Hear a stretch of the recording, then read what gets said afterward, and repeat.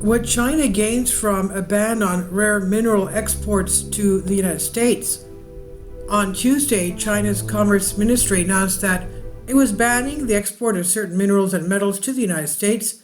The products such as gallium, germanium, and antimony are so-called dual-use items which can be used in the production of semiconductors and also for a wide range of military and technological applications.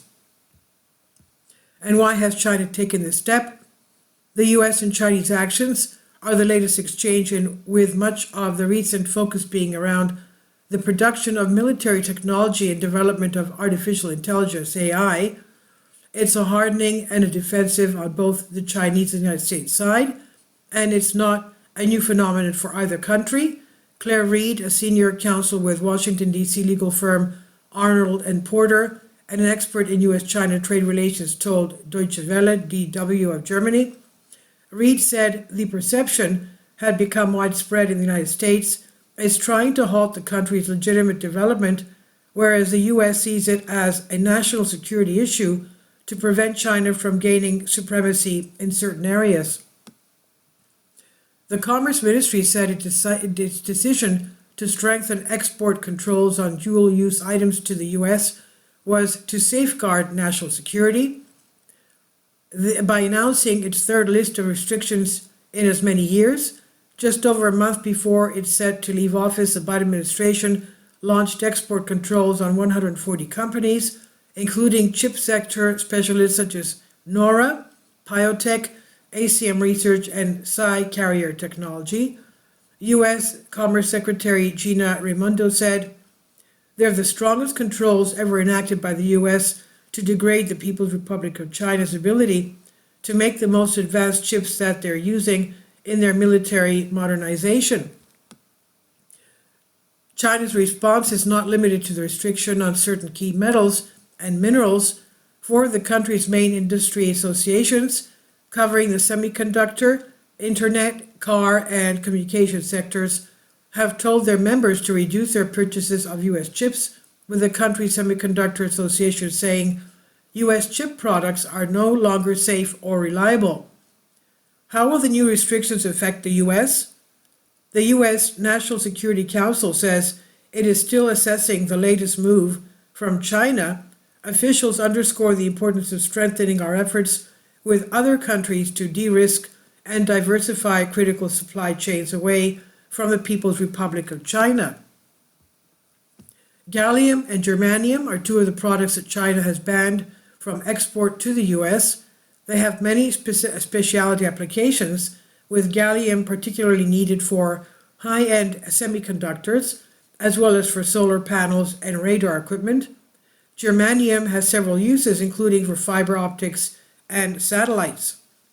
The Center for Strategic and International Studies, a U.S. think tank, says gallium-based semiconductors are vital to the U.S. defense industry, particularly in next-generation missile defense and radar systems, as well as electronic warfare and communications equipment.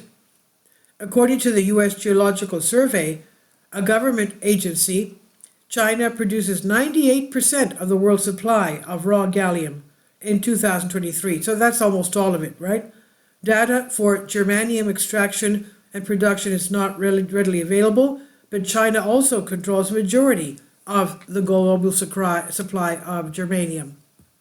The U.S. imports both products from China, but also trades with countries such as Canada, Germany, and Japan. However, since China began phasing in restrictions last year, prices have increased markedly on the global market. The risks of supply disruption are well known. In November 2024, the U.S. Geological Survey said there could be a $3.4 billion decrease in U.S. GDP if China implements a total ban on exports of gallium and germanium.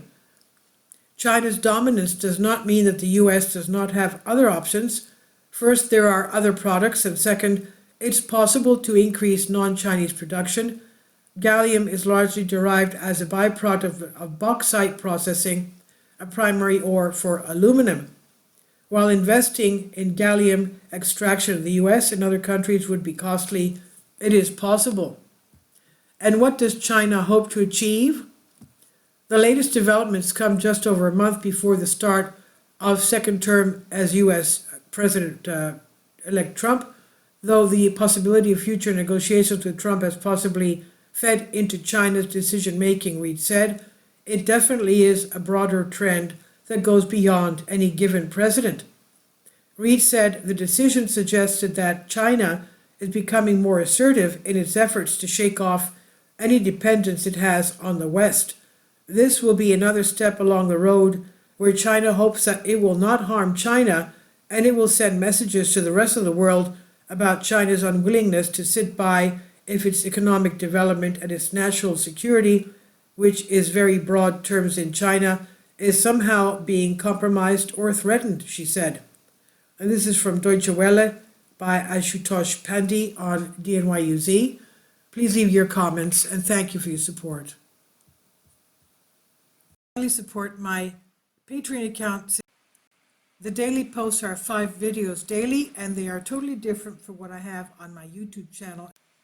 Thank you so much for your support and that you find all my content so interesting. You'll find the Patreon account details in the description box below.